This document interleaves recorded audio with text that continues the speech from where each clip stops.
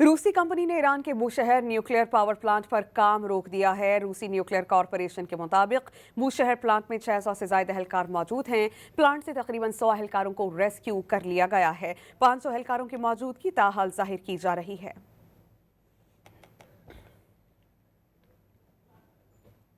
रूसी कंपनी ने ईरान के बूशहर न्यूक्लियर पावर प्लांट पर काम रोक दिया है। रूसी न्यूक्लियर कॉरपोरेशन के मुताबिक बूशहर प्लांट में 600 से ज्यादा एहलकार मौजूद हैं। प्लांट से तकरीबन 100 एहलकारों को रेस्क्यू कर लिया गया है। 500 एहलकारों की मौजूदगी ताहाल जाहिर की जा रही है।